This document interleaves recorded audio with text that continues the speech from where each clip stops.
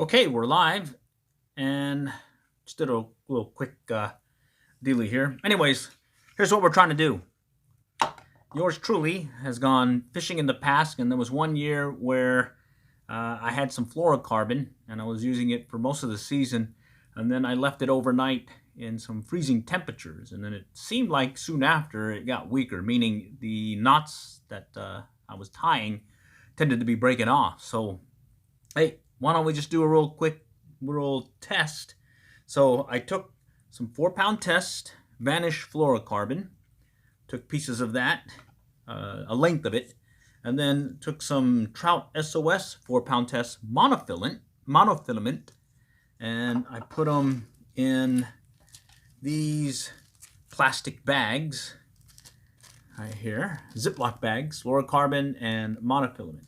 And what I'm going to do is I'm going to put them in the freezer overnight, and then the next day I'm going to go and try doing a knot failure test and just see what it's like, because I think it does get brittle during the cold temps, specifically if well, in this case I left the spool overnight in the little pickup, and after that I just seem to be breaking off a lot more often than not compared to what I'd seen before. So let's go and put these in the freezer. I got a little freezer here in the home office slash place where I keep all my fishing poles. It's right here. So I'll just put it right here. Right here. Okay. So right there, nice and frozen like, and that should do it. And then we'll just pick it up tomorrow and see what that's like, and try doing maybe a knot failure test. All right, so do check back. Hopefully things will maybe shed some light as to why I was seeing that happen previously when I was fishing and I kept breaking off. Alrighty, other than that, just some real quick updates. It is getting cold, and we did find out that Frisco Commons, the Trout Derby, the Trick-a-Trout Derby in Frisco, Texas, is postponed till the 27th. February 27th, that's a Saturday. And then, well, by the way, that may conflict because that's also the Texas Freshwater Fly Fishing and Brew Festival that weekend. I believe that's going to be in Mesquite. So keep that in your back pocket if you have an opportunity. Do you want to go trick a trout, or do you want to go check out some professionals do some fly fishing? And, well, they got some brewskis there too. So, well, double duty there, you might. Fishing and beer, nothing wrong with that, eh? Anyways, that said, we did post a fishing podcast yesterday, I think it was. Fishing podcast number 36, and it looks like I've got that one posted on our iFish podcast Podbean site. And additionally, I have started the internet radio station that streams those podcasts. So if you get an opportunity to take a look at it, I'll put in the links in the description after this, but I think it's ifishnews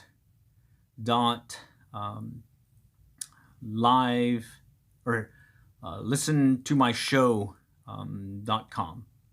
Let's see, Alski Personovich, what is the best day to use for the trout tournament? Best bait. Best bait.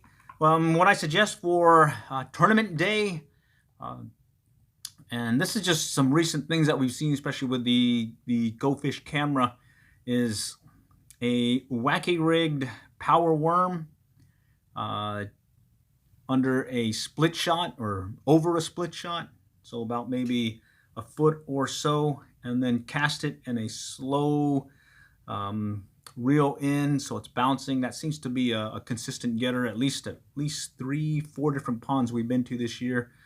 So that's the power bait power worm, be it the natural, the pink, or even the orange.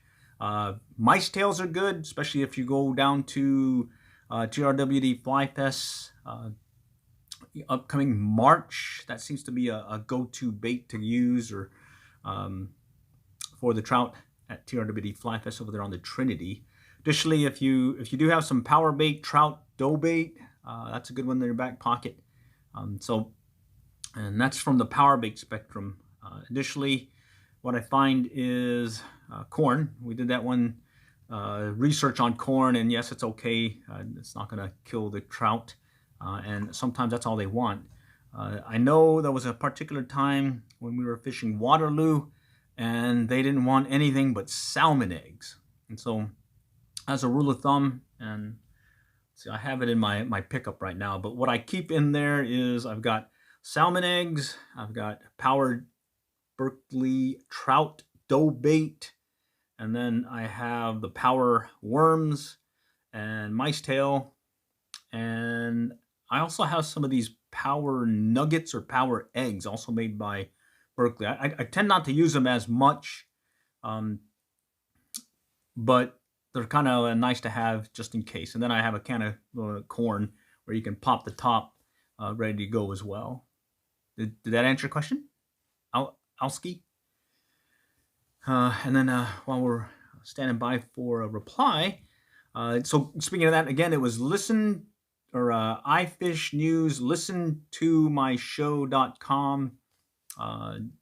It's pretty easy. You can listen to it on your phone. You can listen to it on your computer, your tablet. That tends to, we tested it and it looks like it works. It may not work on VPN, but it seems to be working on those other platforms. How do you rig the power worms and what size hook? For the power worms, it's a wacky rig. So you know how you wacky rig a Senko worm or plastic worm when you're trout fishing, or correction, bass fishing? It's the same setup. So you take the worm and pretty much put it on the hook, kind of about midway or right where it shows a little collar, and you should be good to go. Size hook, ooh, I'm trying to remember now. Maybe size 10. Size 10, you should be good to go. Maybe 12 if you want to. That should be good. Let me see if I can grab a worm and I can show you what I mean by wacky rig.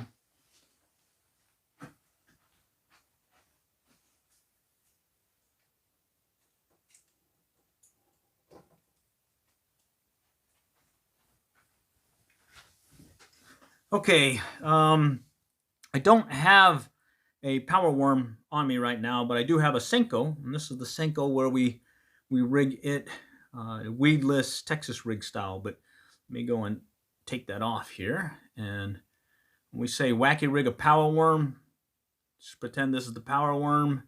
All you're doing is putting it right in the middle here, popping it through, and it looks like this. And then when you move it through the water, it'll kind of do this little shake. You see one of our videos, I think it's when we fished Pottsboro Lake up in Pottsboro. We're using a wacky rigged power, or correction, wacky rigged power bait worm. Yep. Did that answer your question?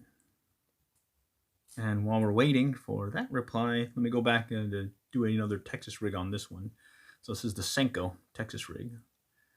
Just pop it through, get it around, and put it back in place here shortly. Oops. Actually, let me flip it around. This one's been used several times. Okay, all right, excellent. That said, if anyone else has any other questions, just add some comments to this video once it's posted. Else, go check out our YouTube channel, COAF Field Team on YouTube. Additionally, check out iFish News, ifishnews.com. That'll take you to our Podbean podcasting site. And additionally, there's also links there to get you over to our internet radio, where you can hear those in pretty much sequence. They're just going to run. There's no stopping it. But if you want to go to a particular episode, you can go to Podbean and check it out. And that's ifishnews.com for the Podbean podcast, and ifishnews.listentomyshow.com for the internet radio. All right, all for now, and do check back.